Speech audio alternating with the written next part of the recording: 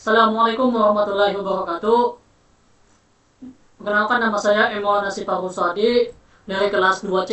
Kali ini saya akan mempresentasikan mata kuliah IPS SD 1. Dan materi kali ini saya akan membahas tentang peta, atlas, dan globe. Langsung saja kita mulai materinya.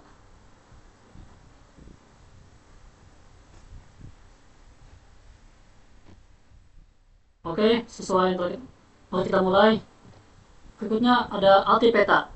Peta. Peta adalah gambaran dari permukaan bumi yang digambarkan pada bidang yang data, dan penggambarannya pun 2 dimensi serta sudah disesuaikan dengan skalanya. Berikutnya fungsi peta. Fungsi peta adalah untuk mengetahui gambaran permukaan bumi, satu. Yang kedua untuk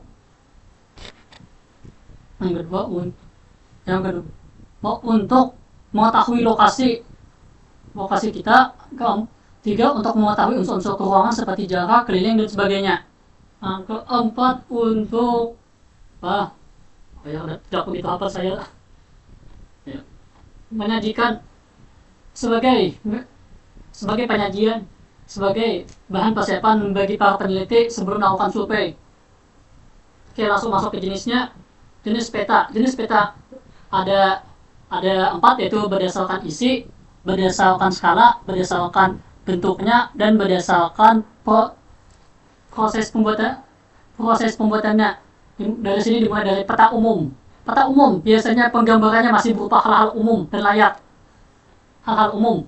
Contoh ada peta umum, yaitu ada peta dunia. Peta dunia ini mencakup gambaran dari seluruh dunia. Dan skalanya mungkin berkisar antara 1:1 juta. Peta koreografi adalah peta yang menggambarkan sebagian dari peta dunia. Anggap saja peta dunia biasanya bisa menggambarkan berupa negara, kabupaten, kecamatan, provinsi, dan sebagainya. Anggap saja peta dunia ini secara keseluruhan, dan peta koreografi adalah pecahan. Peta topografi adalah foto yang menggambarkan tingkat ketinggian dari suatu tanah. Oke, itu saja dari peta umum. Berikutnya dari peta khusus. Peta sumber daya alam di Indonesia. Peta sumber daya alam ini menggambarkan tentang peta yang menyajikan tentang informasi tentang sumber daya yang ada di Indonesia. Contohnya, misalnya di Sumatera akan dilambangkan sawit, itu menandakan bahwa dia adalah tempat yang banyak kelapa sawit. Berikutnya pada sisi Papua biasanya dilambangkan emas, karena Papua dikenal dengan tempat yang kaya akan emasnya. Dan seperti itulah peta tata guna lahan. Berikutnya peta tata guna lahan adalah peta yang menunjukkan tentang pembagian lahan. Misalnya di sini ada misalnya dalam satu peta, anggap di peta seperti ini. Oke, peta sudah satu peta seperti ini. Ini ada lahan pertanian. Ini penduduk indus. Seperti ini. Satu peta, anggap saja ini sebuah peta. Di sini menggambarkan tentang pertanian. Di sini menggambarkan tentang tentang penduduk pemukiman, dan di sini tentang tempat industri. Berikutnya peta persebaran penduduk. Oke, maksudnya hilang tadi. Peta persebaran penduduk ini menunjukkan tentang betapa persebaran penduduk yang ada di suatu daerah. Peta geologi adalah peta yang menggambarkan tentang permukaan dari suatu tempat menggambarkan. Oke, berikutnya berdasarkan peta berdasarkan skalanya. Yang ketiga, peta berdasarkan bentuknya, dan peta berdasarkan proses pembuatannya. Dimulai dari peta berdasarkan skalanya. Oke, peta berdasarkan skala ada peta kadastel, peta skala besar, skala sedang, skala kecil, dan skala geografi. Peta kadastel yaitu peta yang berskala antara 1:1 sampai dengan 1:5000. Biasanya digunakan pada peta-peta peta-peta tentang kepemilikan tanah. Berikutnya peta skala besar.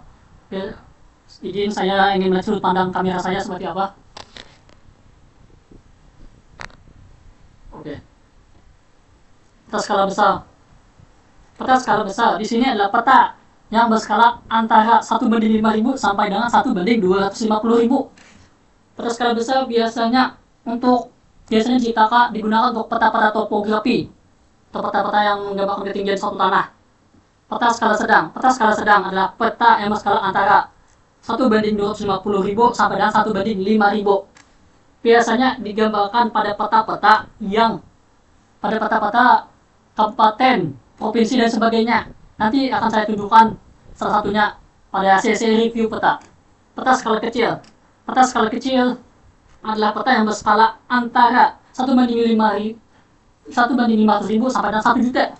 Peta skala kecil ini biasanya bisa berupa benua, negara dan sebagainya. Dan berikutnya peta geografi adalah peta yang menggambarkan seluruh dunia dan berskala antara 1:1 juta. Oke, demikian saja. Urutannya antara ini peta paling kecil, memang angka cakupannya paling kecil, cakupannya mulai meningkat. Oke, kepemilikan tanah, topografi, kabupaten, bisa kecamatan juga, kabupaten bisa berupa provinsi juga, skala kecil mungkin benua, negara mungkin sampai benua, geografi udah satu dunia. Oke, berikutnya peta berdasarkan bentuknya. Peta 2 dimensi dan peta 3D. Peta 3 dimensi. Peta 2 dimensi adalah peta yang hanya bisa dilihat dari satu sudut pandang. Nanti akan saya contohkan. Satu sudut pandang dan tidak bervolume dan digambarkan pada bidang yang data. Dan peta 3D adalah peta yang bervolume. Bangunannya bisa dilihat serta mempunyai tingkatan. Oke, inilah yang akan saya tunjukkan. Ini adalah peta 2 dimensi dan ini adalah peta 3 dimensi. Ini adalah penampakan dari Panah Eiffel. Saya menemukannya dari Google Earth. Nanti akan saya tunjukkan pada sesi keliling dunia. Dan izin saya ingin saya mengganti kamera saya.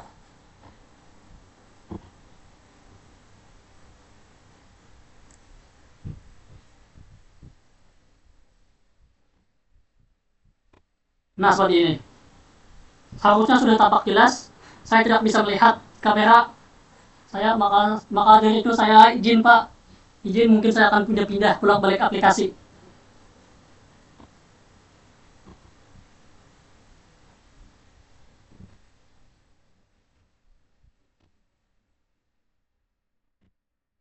Oke, seperti itu.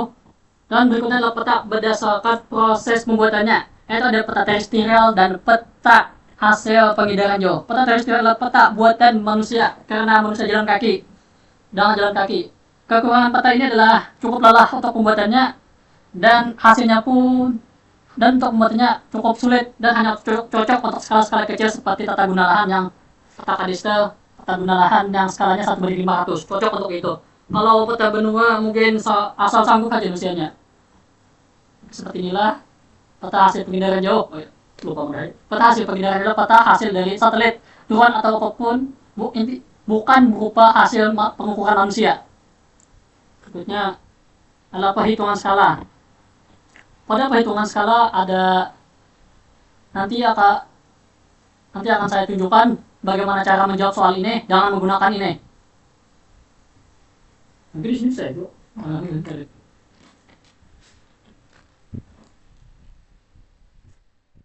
Baiklah, nanti saya pisah saja kameranya karena untuk kamera laptop itu terasa sulit, jadi akan saya berikan nanti ketika saya menggunakan kamera HP.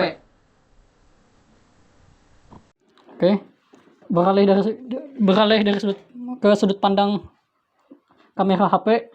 Sini kita bisa mengetahui kalau pertanyaannya adalah jarak antara dua kota di peta adalah 8 cm dan jika skalanya adalah 1:500, maka berapa jarak sebenarnya? Jarak sebenarnya ini adalah, untuk menjawab itu kita butuh rumus jarak sebenarnya. Saya singkat jadi sama adalah jarak di peta, saya singkat dikali jarak skalanya. Oke, skala kebalikan itu apa? Skala kebalikan itu bagian sininya aja diambil. Jadi 500.000 dan jarak di peta ada 8.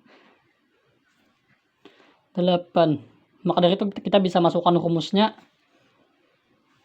Oke, untuk jarak di peta ada 8 cm. Perlu diingat. Untuk skala kebalikannya ada 500.000. By the way, ini 500.000 tingkat peta skala sedang. Mari kita hitung. 8 kali 5 sama dengan 40. Berapa 0 tersisa? 1, 2, 3, 4, 5. Oke, 5. 1, 2, 3, 4, 5.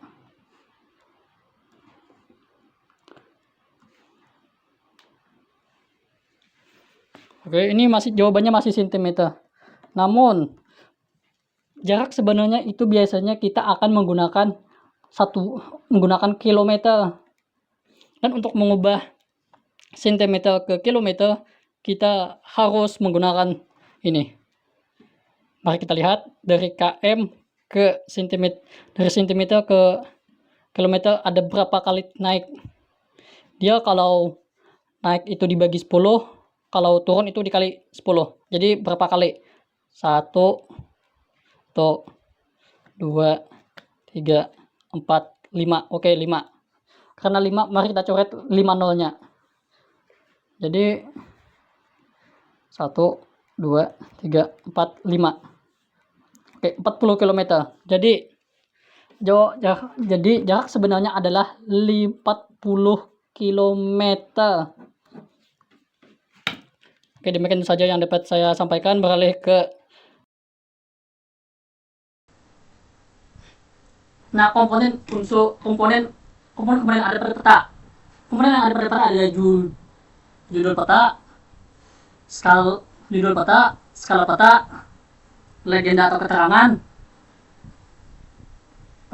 ya, simbol dan warna, orientasi, simbol dan warna, dan tahun pembuatan dan sumbernya. Oke, kita mulai. Benar bukan? Judul peta tujuannya agar kita mengetahui apa yang sedang digambarkannya. Kalau sebuah peta tanpa judul, kita tidak tahu apa yang sedang digambarkan itu, dan alamat tersesat juga. Skala peta untuk memasukkan perhitungan. Dengan adanya skala peta, kita bisa membandingkannya dengan jarak yang ada pada jarak antara peta dengan sebenarnya. Legenda dan keterangan ini adalah menunjukkan apa saja yang ada pada suatu tempat tersebut. Orientasi arah mata angin agar kita bisa mengetahui arah mana antara timur, barat, selatan, dan utara. Simbol dan warna. Simbol ini penggunaannya untuk mengetahui sama seperti legenda, untuk mengetahui apa saja ada pada tempat. Warna biasanya tidak wajib, tapi akan lebih worth it adanya warna, karena warna ini berfungsi untuk mengetahui tingkat ketinggian dari suatu permukaan. Contohnya, semakin merah maka semakin tinggi, semakin hijau berarti dataran rendah, dan semakin biru artinya lautan dalam. Sumber dan pengetahuan pembuatan peta. Sumbernya untuk mengetahui dari mana orang tersebut mendapatkannya. Tentang peta agar mengetahui bahwa peta itu telah worth it atau tidak di zaman worth it atau tidak. Oke, masuk ke sisi review peta. Ada peta administrasi. Sini kita lihat. Mari kita analisis bersama. Peta administrasi. Peta administrasi di sini berupa judul, tujuannya untuk kita mengetahui apa yang sedang digambarkannya. Skala peta agar kita bisa melakukan perhitungan. Jadi misalnya sini, dari sini ke sini ada berapa senti, lalu kita bisa hitungkan dengan ini. Ya, astaga, salah kecil. Ya, kamu tadi. Orientasi agar kita bisa mengetahui. Misalnya sini kan kita atap di tengah, berarti untuk daerah sini adalah daerah. Jadi kita bisa mengetahui mana bagian Magelang utara, selatan, Jadi kita bisa mengetahui mana bagian Magelang. Misalnya ini Magelang utara, selatan, Magelang barat, Magelang timur, dan itu kita bisa mengetahui. Kantor. Nah, legendanya untuk mengetahui, legendanya agar kita mengetahui apa saja yang ada pada peta tersebut. Seperti ini kantor kecamatan. Kantor kecamatannya ada di Pakis. Warna untuk daerahan. Sumbernya agar kita mengetahui dari mana orang tersebut mendapatkannya, dan tahun. Berikutnya adalah peta topografi. Peta yang menunjukkan tingkat ketinggian. Seperti yang terlihat, hijau untuk dataran rendah, kuning untuk dataran merah untuk dataran tinggi, dan biru untuk kedalaman. Ini laut dalam, Samudra Pasifik. Sini skalanya ada 350, 350. Oh, 350.000 buat. Oh, peta skala sedang. Mereka berdua adalah peta skala sedang. Tentu saja peta skala sedang karena peta skala sedang akan umum digunakan pada peta kabupaten. Berikutnya kita melihat sini ada peta yang telah saya temukan di internet. Oke, ini masih masuk dalam mode topografi. Kita bisa melihat peta skala dunia. Skala dunia. Oh, yap. Yap, peta skala dunia. Belum sah. Sepertinya dunia. Sepertinya agak sulit ternyata. Oke, di sini Asia, Australia, Asia dari sini ke sini apapun, Afrika, Eropa, apa? Oh ya, bagian benua Amerika sini, Papua Nugini dan sebagainya. Kita bisa melihat tingkat ketinggiannya di sini. Dan kita akan menunjukkan, kita akan sedikit mereview. Sini ada beberapa, ini ada transportasi kepadatan penduduk mungkin, pemeniran.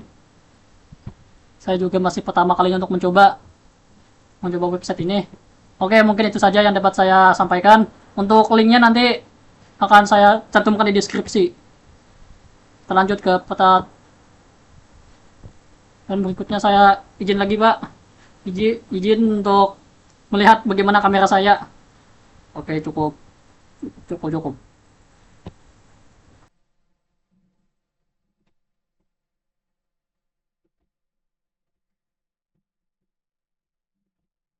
Oke, selesai sudah bagian peta. Sekarang masuk ke bagian atlas. Atlas artinya adalah kumpulan dari peta-peta yang dijadikan menjadi satu dengan satu, dan biasanya juga terdapat beberapa unsur-unsur lainnya seperti unsur lainnya seperti budaya, luas, letak, dan luas, letak, jumlah penduduk, agama, pembatasan, dan sebagainya. Jadi secara singkatnya peta adalah pecahan, dan atlas ini adalah gabungan dari beberapa peta yang dijadikan dalam satu buku. Oke, kita tandakan sudah. Jenis, ya jenisnya jenis atlas ada, itu atlas tingkat dunia. Atlas dunia ini atlas dunia biasanya berisi informasi dari seluruh dunia. Atlas ini isinya berupa peta-peta dari benua, negara, dan sebagainya. Atlas regional atau atlas tingkat benua. Atlas tingkat benua, atlas tingkat kawasan. Atlas tingkat benua ini biasanya berisi tentang, dalam atlas tingkat regional atau benua ini isinya terdapat tentu informasi letak-letak dari suatu negara yang ada dalam suatu kawasan benua tersebut. Atlas nasional ini adalah atlas, ya, atlas yang di dalamnya berupa informasi tentang provinsi-provinsi, letak provinsi yang ada di satu negara. Atlas tingkat sekolah adalah atlas yang bertujuan untuk sebagai bahan ajaran di sekolah. Atlas anak-anak adalah sebagai edukasi kepada anak-anak. Oke, komponen-komponen atlas ada ada judul, daftar isi, petunjuk penggunaan atlas, isi atlas, dan indeks. Uh, judul atlas ini berfungsi untuk memberitahukan bagian mana yang sedang dirangkum dalam suatu atlas tersebut. Nanti akan saya tunjukkan dalam sisi review. Daftar isi untuk menunjukkan daerah mana yang kita ingin cari dalam satu kawasan tersebut. Petunjuk penggunanya agar kita bisa mengetahui isi atlas ini berupa isinya, yaitu bisa berupa isi dari apa yang sedang disampaikan, bagian daerah mana yang disampaikan, dan indeks. Oke, masuk ke komponen. Nah, ini adalah atlas yang telah saya temukan di internet. Oke, dan saya ingin memperbaiki sudut pandang kamera saya. Dalam kamera saya gunakan ini adalah sudut pandang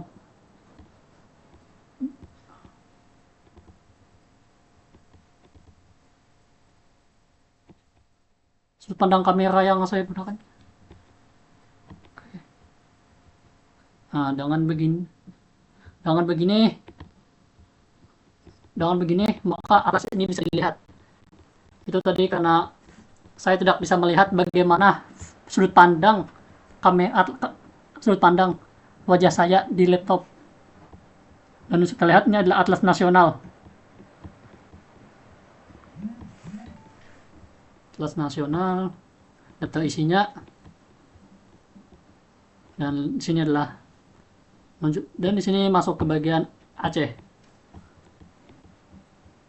Informasinya, di sini adalah informasi-informasi Aceh seperti nama resmi, ibu kota, suku, lagu daerah, tari, hari jadi, kota besar, plat nomor, rumah, senjata tradisional, dan sebagainya.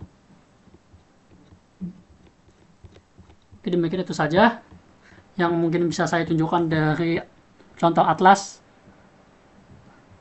Oke, baik, lanjut ke bagian presentasi.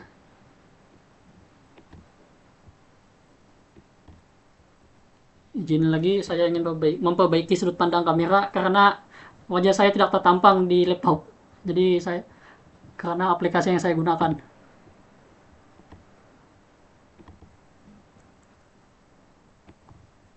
Oke, sip.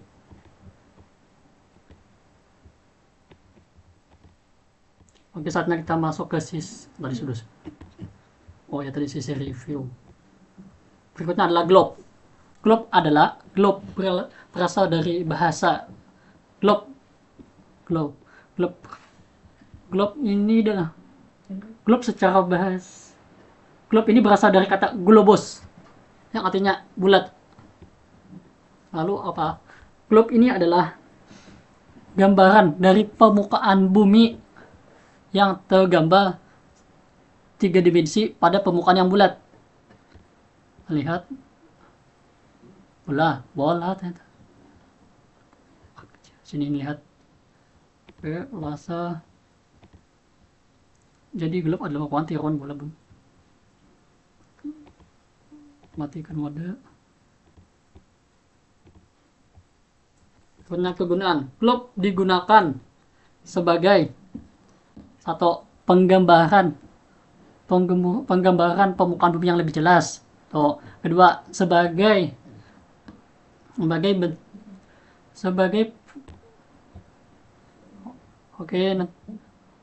untuk memperagakan perputaran bumi pada porosnya, menunjukkan kemiringan dalam satu bumi, dan biasanya bisa digunakan saat dapat menunjukkan kemiringan bumi. Yang kelima, dapat digunakan sebagai bahan percobaan gerhana matahari dan bumi.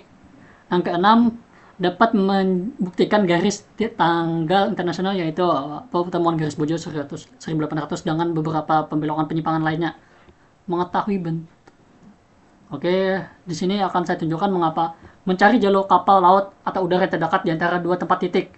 Maksudnya seperti ini. Kita akan tunjukkan pada sesi review. Nah, seperti ini. Yang dimaksud dengan kegunaan yang kedua tadi, pada poin kedua, terdapat mencari jalur kapal atau laut udara yang terdekat. Mencari jalur. Oke, mencari jalur di sini. Misalnya, akan saya berikan tinta. Open pulpen. Misalnya, dari tujuan Jepang ke Amerika terdapat 2 jalur. Jalurnya itu sebagai berikut. Jalur pertama ada jalur lurus. Sini. Dan jalur yang kedua ada, saya berikan warna hijau. Ada jalur melengkung.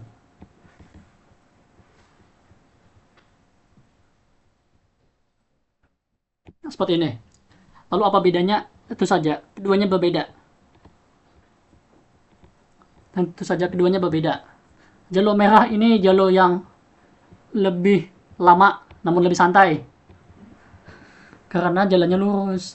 Sementara jalur yang hijau ini adalah jalur yang melengkung. Ini akan jadi lebih pendek namun akan lebih sulit karena melengkung dan lengkungan ini. Kenapa bisa begini? Itu karena bumi itu bulat. Oke, sini akan saya berikan gambaran sederhananya.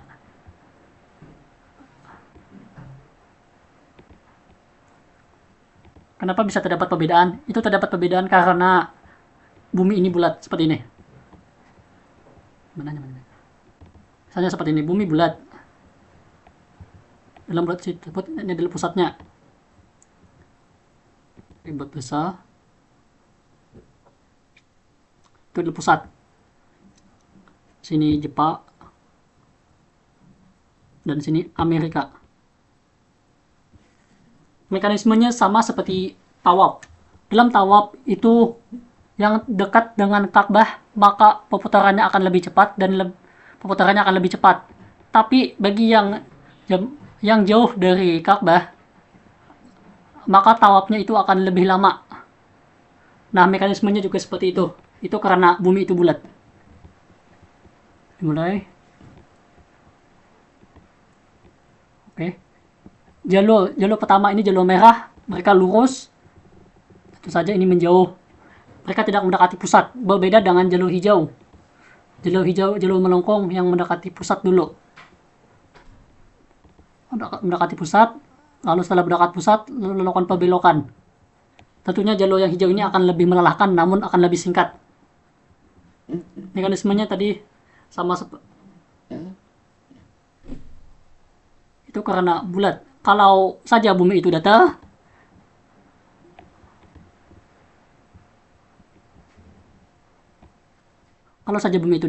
maka keduanya tentu saja kalau bumi itu datar, tentu saja jalur lurus ini adalah jalur yang paling bagus.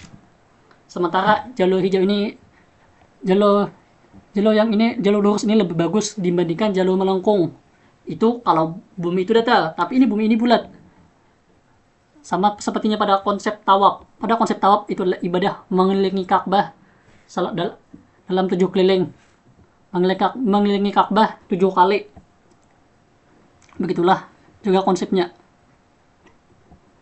Makanya itu dia bisa menentukan, itulah fungsi dari globe, bisa menentukan rute mana yang digunakan. Jadi terserah mau menggunakan rute melengkung atau rute lurus. Tergantung dengan risikonya masing-masing. Di sini mendekati pusat, makanya bisa lebih cepat. Mau mendekati pusat di sini, makanya bisa lebih cepat.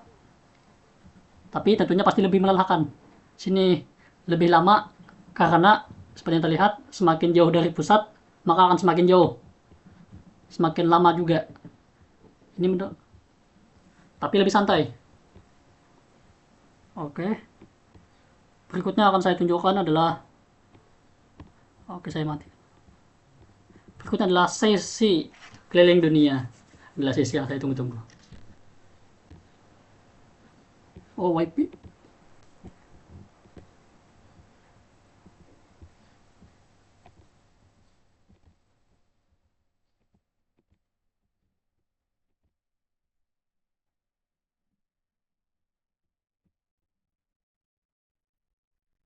Akhirnya bisa masuk ke sesi ini.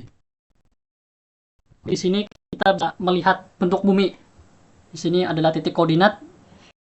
Dalam menggunakan Google Earth kita bisa menggunakan titik koordinat ataupun menggunakan nama tempat. Contohnya ini seperti Menara Eiffel. Ini Google Earth bumi.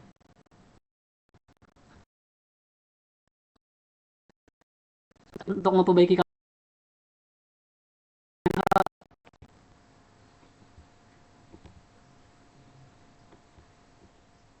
oke.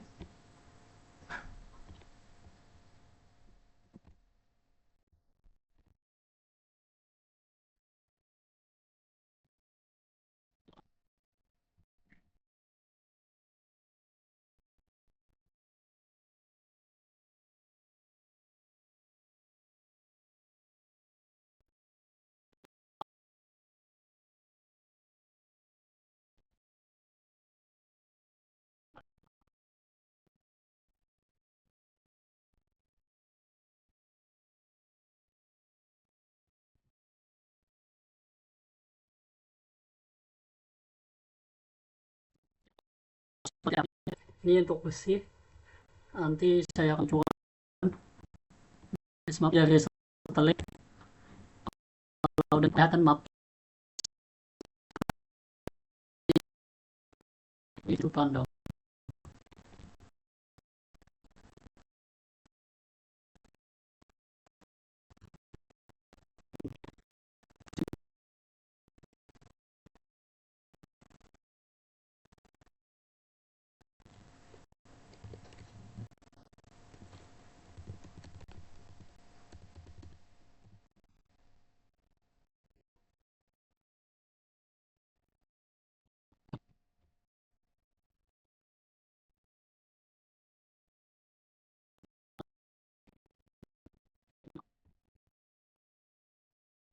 Jadi kalau kita dalam mode satelit,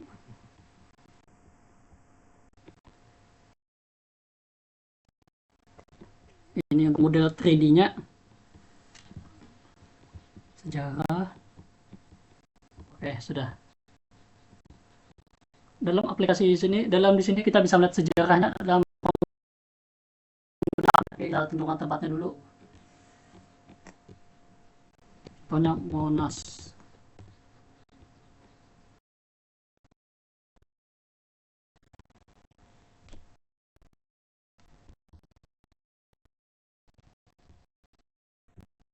Ini Monas dari penampakan gambaran Monas ketika tahun 2000. Seperti itu.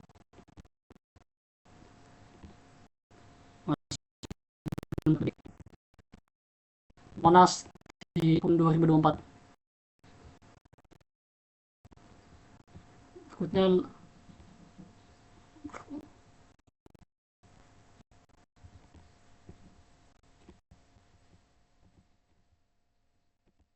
untuk model.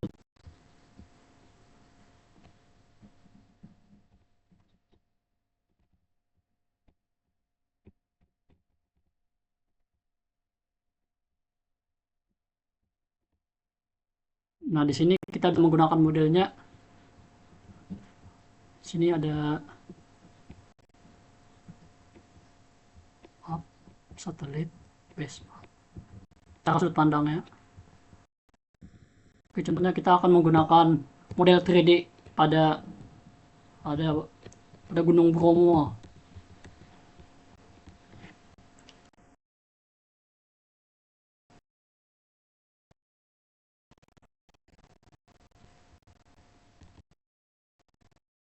Di sini saya model 3D-nya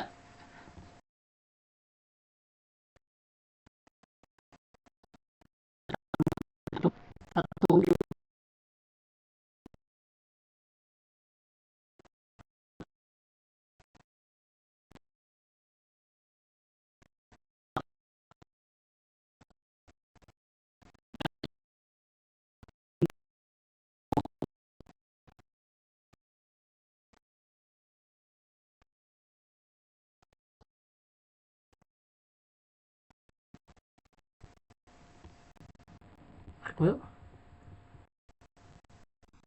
Dan kalau mau masuk ke mode mode dua dimensinya,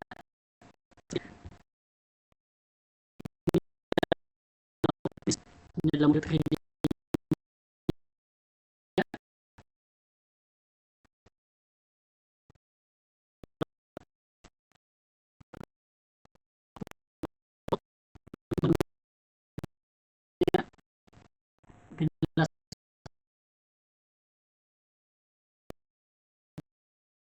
lah, bukan Manit.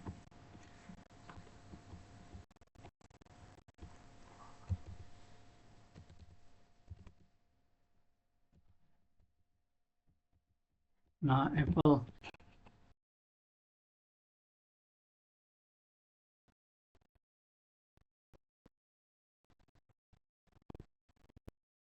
mengupload 3D-nya. Ini saya masuk mode bersih, tidak ada halangan. Kita aktifkan modelnya, eksplorasi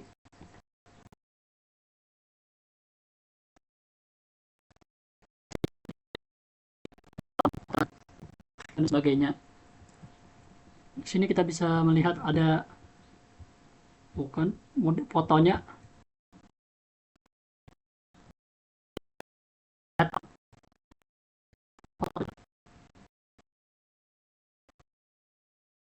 Kita bisa melihat tahunnya.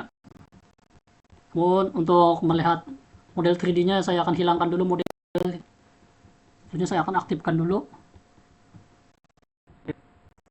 Oke, izin, saya ingin memperbaiki kamera.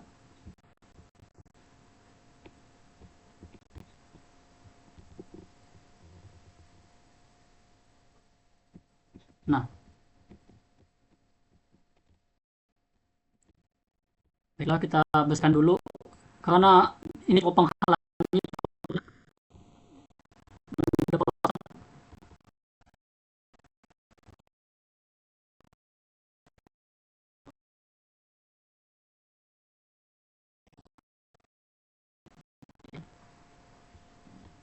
kita tutup fotonya atau kita mati.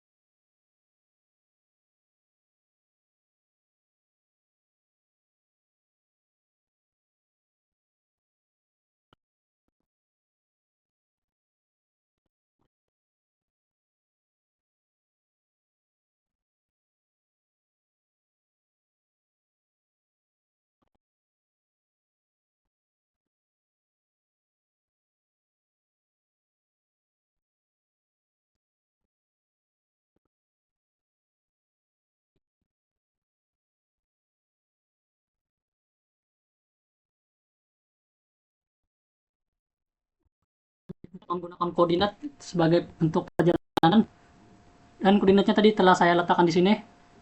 Ini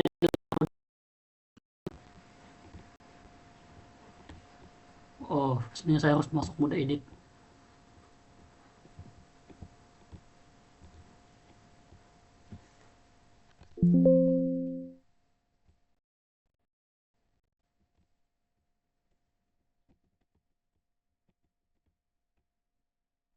Baiklah, kita ambil, ini adalah titik koordinat.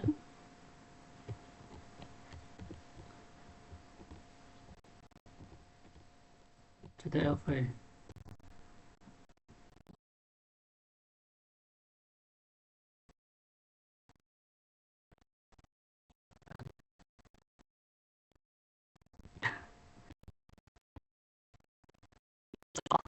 Titik koordinat Google Earth.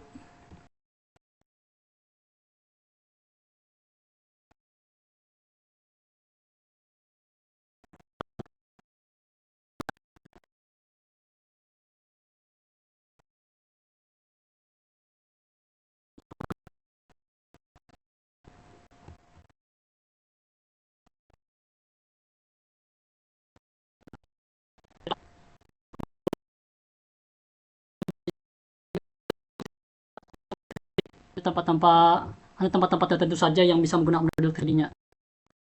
Mungkin itu saja dari sesi keliling dunia. Untuk linknya akan saya taruh di deskripsi agar kalian bisa, bagi kalian yang mau eksplorasi keliling-keliling dunia juga bisa. Oke, lanjut ke presentasi. Saya izin kembalikan kamera. Persen bagus dong.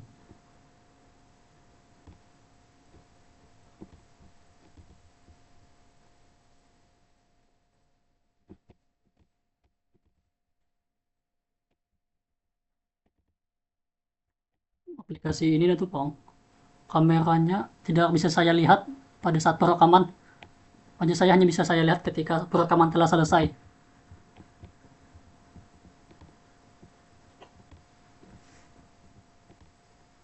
Oke, berikutnya perbedaan peta, atlas, dan globe. Dari hasil review-review tadi saya telah melihat perbedaannya. Peta adalah gambaran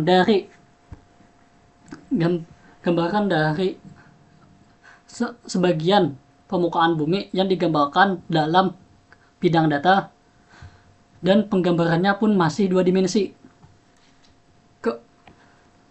Atlas adalah gabungan kumpulan dari beberapa peta yang dijadikan satu buku. Kalau globe adalah gambaran dari seluruh permukaan bumi yang digambarkan pada bidang yang bulat, dan hasilnya pun bisa pada bidang yang bulat. Perbedaan peta dan globe. Peta ini bisa sebagian dari permukaan bumi, sehingga peta bisa saja lebih detail, bisa menggambarkan daerah-daerah seperti provinsi, kabupaten, dan sebagainya.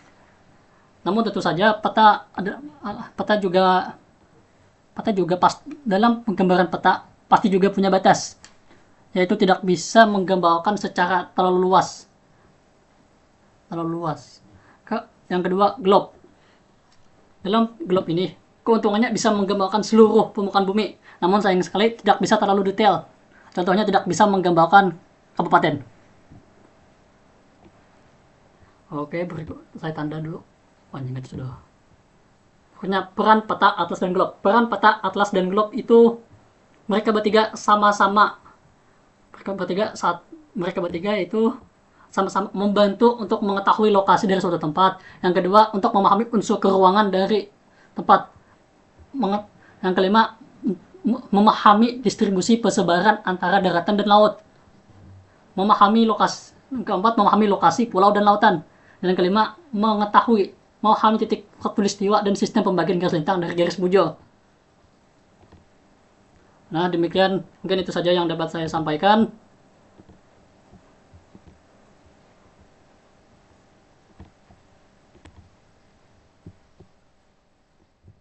Nah, demikian mungkin itu saja yang dapat saya sampaikan pada presentasi kali ini. Salah hilap mohon ampun dan maaf. Apabila taufiq wal hidayah. Wassalamualaikum warahmatullahi wabarakatuh. Terima kasih, kau sudah mampir.